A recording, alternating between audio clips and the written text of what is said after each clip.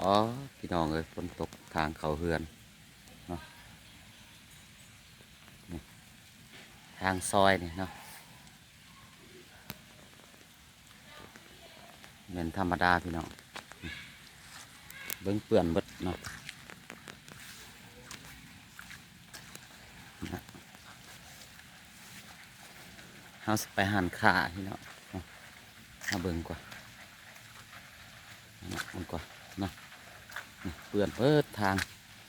ฝนตกบ่อยู่บ่เศร้างัวกับไปกินหญ้าบ่ได้นี่เด้เห็นไหมพี่น้อง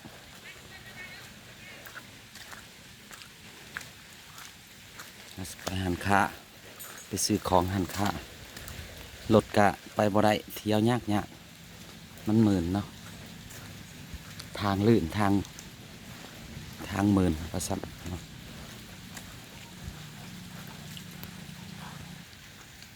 งัวกระเล็มหญ้าฝนตกลิ้นเนาะ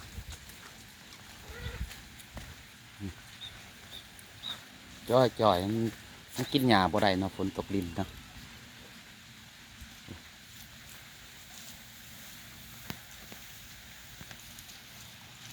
อันนี้เป็นบ้านเก่าเขาเนาะเอาสิย่างไปหันขาพุ่นแหละ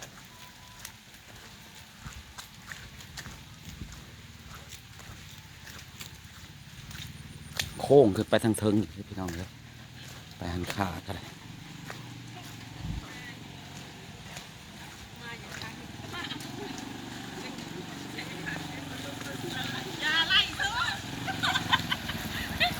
ปาดเถอะ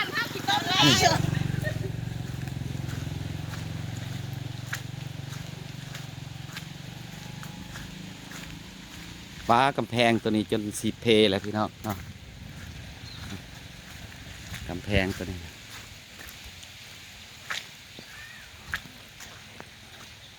เบิ้งพี่น้องคนทางเนาะใกล้เติบหันขาแต่ว่าคันขี่รถมันเปื้อนแห้งเนาะตัวนี้ใครในทางตัวนี้ถ้าเอาดินแบบเข้าหื้อถนนยางตอยอะไรเนาะมาถมใครใน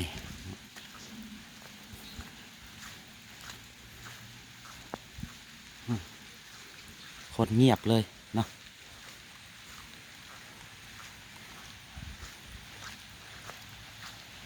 ทางซอยบ้านผมเลยนะ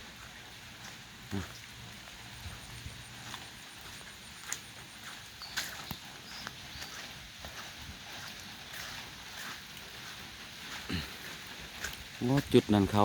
ปลูกเบี้ยยางเนาะปลูกเบี้ยยางอยู่ตอนนี้สปปลาวนี่ในหมักยางนั่นเนาะกำลังขายดีเลยเนาะกำลังขายดีเลยโอ้แต่อันนี้รถไปกับไรดอกกันเนาะตกแห้งรีพลพี่น้อง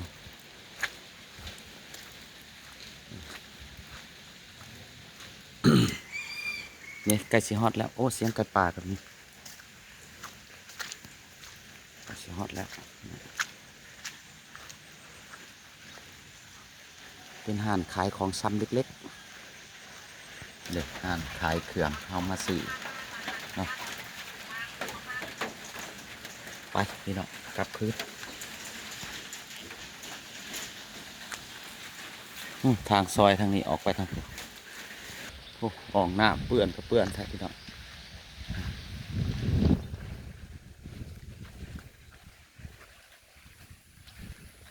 คืนนี่เบิดคืนฝนตก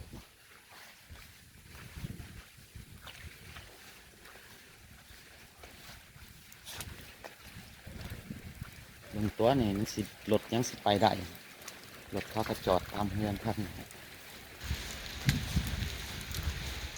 ผลกระทบจากพายุดาวฟินนะในสมบรรยากาศช่วงฝนลินเนี่ยพี่น้องฝนลินเนาะแข้งสวรรณเขตพี่น้องเนาะ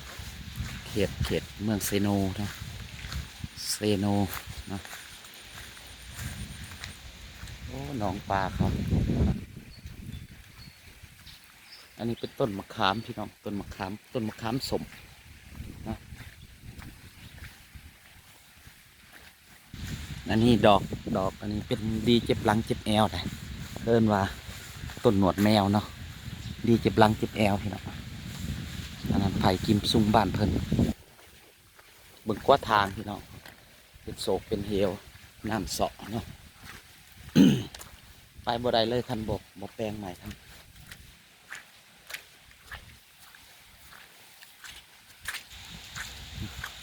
ว่ามันเล็บหญ้าฝนตกลิน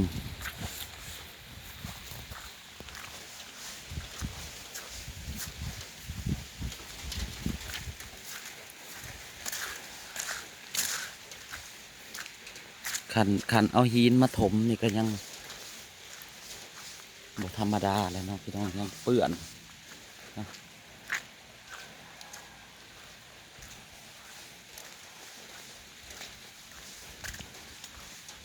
คืนนี่เบิดคืนเลยได้ผลพี่น้องโอ้หมักละมุด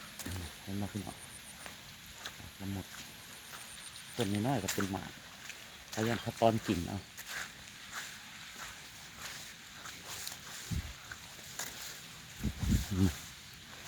แต่ว่า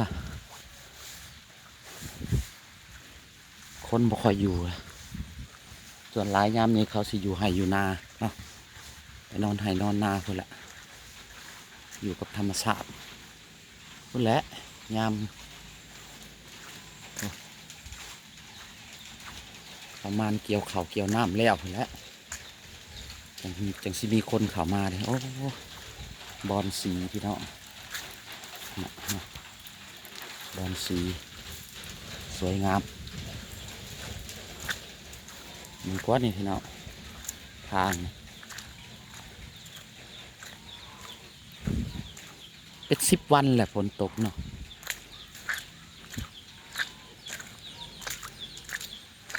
เปื้อนแห้งอันนี้เปื้อนแทบเปื้อนว่า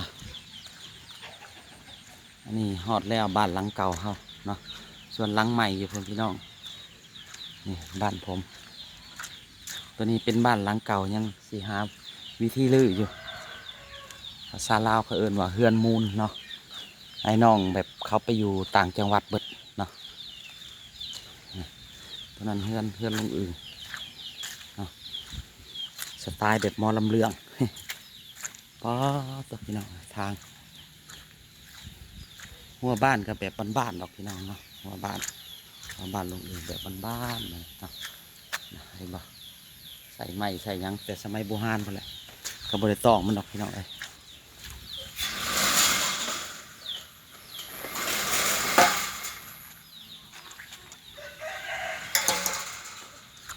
นะเห็ดอันนี้เนาะ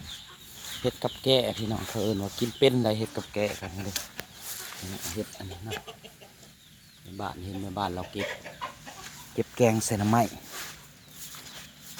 หมากอันนี้เลยหมากอะไรยังเขาเอิ้น